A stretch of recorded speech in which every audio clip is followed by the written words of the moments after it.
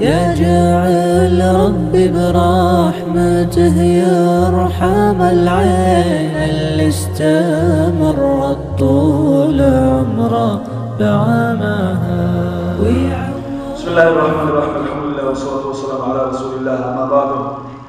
Esselamu Aleyküm ve Rahmetullahi ve Berekatuhu. Kufur duvaydanız kardeşi pek umuzdan insan Allah sağlasın. Kafirliğine git kalmak, cehennemine daimlik dediğin zat o cennetini haram duvaydanız da daimlikke vapşı bilmeyi o adam cennetke. Ama kafirlikke ağzından bir söz çıkan için adam kafirlikke çığı kalmayı. Yüreğinden şu kastetip bulmağından son ama süse işet çığı kalsın, süse bulay çığı kalsın iman şehadet getirdiğin zamanlar şu imanı insanı yandırar.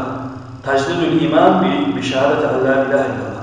İmanını yandırta, Araplarda la ilahe illallah, aşhadu la ilahe illallah duşlu barısında imanını yandırtıp duran zaman. Onun için biz her zaman namaz alında okuyoruz. Amantu billahi ve melaiketihi ve kutubihi demiş onu da okuyoruz. Şurada imanını yandırtıp duran zaman.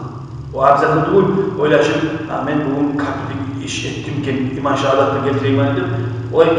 Her namaz aldığında, üyden çıkanına, üye gideyin, her zaman ayetip dursa, şunu ayetip durmak, iman şehadet.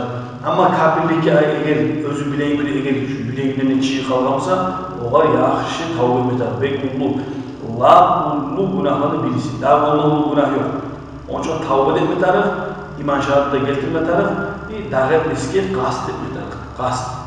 Şola etken zamanda insan Müslümanlığı da kamil ola, çok kast etmeyeli girmeyi durmak. Şola inşallah şu imanını anlatamaz.